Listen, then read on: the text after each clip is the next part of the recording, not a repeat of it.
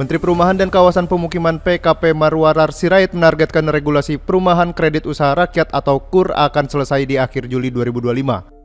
Hal tersebut disampaikan Menteri PKP di Jakarta Senin malam usai rapat bersama jajaran BUMN, pihak perbankan, dan developer yang membahas progres program 3 juta rumah yang digelar secara tertutup. Menteri yang kerap disapa Ara ini juga menjelaskan pihak pemerintah terus mendengarkan masukan baik secara aturan, teknis maupun non-teknis, dan prosedur agar lebih tepat sasaran. Dalam waktu dekat, Menteri PKP akan menggelar rapat lanjutan bersama pihak Menko Perekonomian hingga Danantara. Ya, memang udah diminta, udah diputuskan harus akhir Juli. Kami berusaha untuk bisa akhir Juli ini bisa selesai. Artinya udah dikeluarkan peraturannya ya.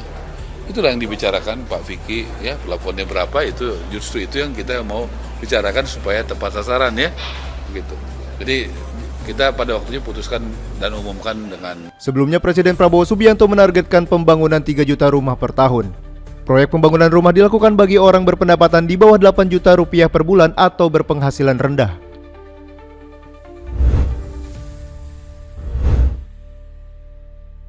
Belas hari sudah tim SAR gabungan melakukan operasi pencarian dan pertolongan korban kecelakaan laut KMP Tunu Pratama Jaya yang tenggelam di Selat Bali pada Rabu malam 2 Juli 2025 lalu.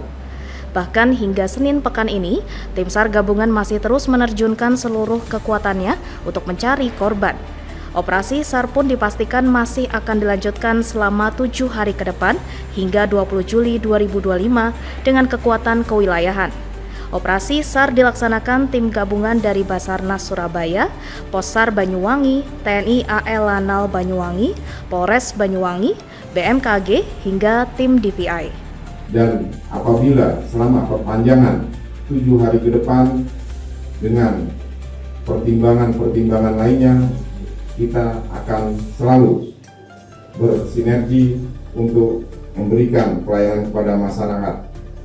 Selanjutnya, dengan mengingat masih adanya korban yang belum ditemukan, penyesuaian operasi SAR dengan unsur-unsur terlibat dengan kebutuhan yang dibutuhkan. Data terakhir Posko Operasi SAR dan potensi SAR gabungan di Pelabuhan Ketapang Banyuwangi mencatat adanya 30 korban selamat, 18 meninggal dunia, dan 17 lainnya masih hilang.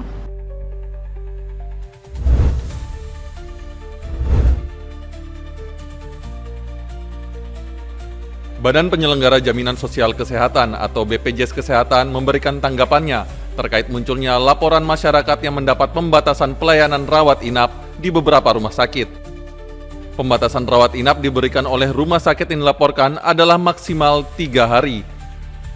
Direktur Utama BPJS Kesehatan, Gufron Mukti, menegaskan kebijakan tersebut tidak dikeluarkan oleh lembaganya dan menjadi aturan rumah sakit yang bersangkutan.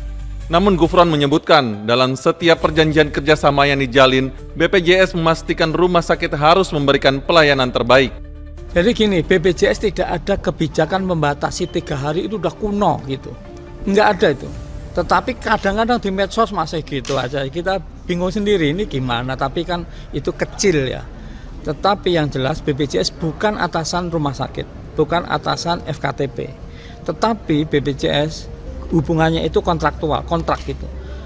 Maka di dalam kontrak itu kita tulis harus janji layanan yang bagus gitu. Gufron pun meminta masyarakat untuk melaporkan ke kanal BPJS Kesehatan jika pasien peserta program JKN mengalami pembatasan rawat inap. Nantinya laporan dan keluhan pasien peserta program JKN tersebut akan menjadi pertimbangan BPJS Kesehatan dalam menjalin kontrak dengan fasilitas layanan kesehatan terkait. Gufron Mukti pun memastikan BPJS Kesehatan tidak akan sungkan untuk memutus kerjasama dengan rumah sakit yang bermasalah.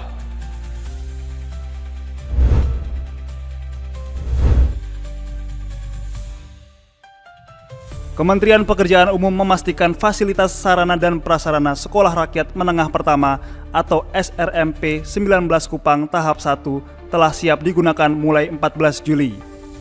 Program ini dimulai secara serentak di berbagai wilayah Indonesia, termasuk Jawa Timur, Jawa Barat, Jawa Tengah, NTT, Kalimantan, dan Papua.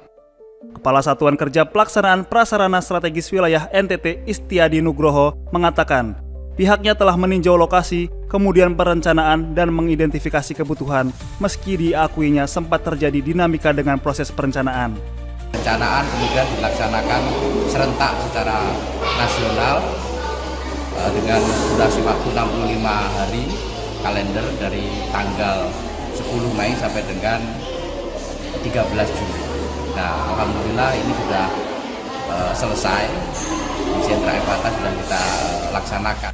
Kementerian Pekerjaan Umum menyinggung adanya kendala yang sempat terjadi, di antaranya perubahan jumlah siswa dari 50 siswa menjadi 100 siswa yang berdampak pada proses pengerjaan dari 15 gedung yang kini bertambah menjadi 24 gedung. Namun Kementerian Pekerjaan Umum menyebut kendala tersebut telah teratasi.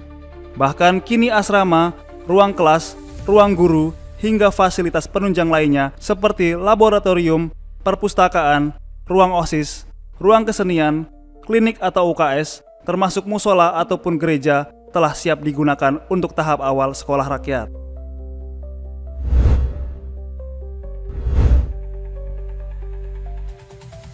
Keramaian terlihat pada hari pertama dimulainya sekolah rakyat di Kota Palembang yang berada di Jalan Sosial Kecamatan Sukarami, Kota Palembang. Sejak pagi hari tampak para siswa baru disibukkan dengan rangkaian masa pengenalan lingkungan sekolah. Di hari pertama, para siswa menjalani cek kesehatan gratis, wawasan wiyata mandala hingga sejumlah permainan yang menjadi bagian dari masa pengenalan lingkungan sekolah dari pagi hingga sore. Sekolah yang diberi nama Sekolah Rakyat Menengah Atas 7 Palembang ini memiliki sebanyak 100 siswa baru yang berasal dari berbagai kecamatan di Kota Palembang. Kepala Dinas Sosial Kota Palembang Agus Rizal menjelaskan para siswa SRMA 7 telah melewati seleksi lintas instansi, mulai dari BPS, Sentra Budi Perkasa, Dinas Sosial, dan pendamping PKH. Ada 130 data dari Pusdatin, dari Kementerian Sosial, dan sudah di-verbal, jadi verifikasi dan validasi di lapangan, menanyakan pertama terkait dengan kondisi orang tua, terus juga kondisi anak, terus juga kondisi ekonomi dan sebagainya. Dari wawancara ini didapat sudah setelah diseleksi ada 100 ya yang terseleksi, dan ini sudah sesuai dengan hasil ya. Kurikulum ada dari Kementerian Agama, kita juga Kementerian Kurikulum Nasional ya, dan juga kurikulum ini khusus karena kita menggabungkan antara kurikulum asrama dengan kurikulum belajar seperti biasa, dan juga ini kita lebih kepada peningkatan talent ya. Jadi tahu bakat anak di mana, dan itu yang akan kita kembangkan nantinya supaya anak berprestasi.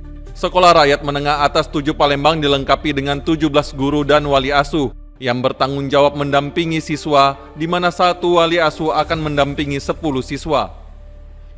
Sesuai dengan tujuannya, kehadiran sekolah rakyat di Kota Palembang ini diharapkan bisa menurunkan angka kemiskinan yang masih tinggi, yaitu mencapai lebih dari 92.000 orang yang terdapat di ibu kota Provinsi Sumatera Selatan ini.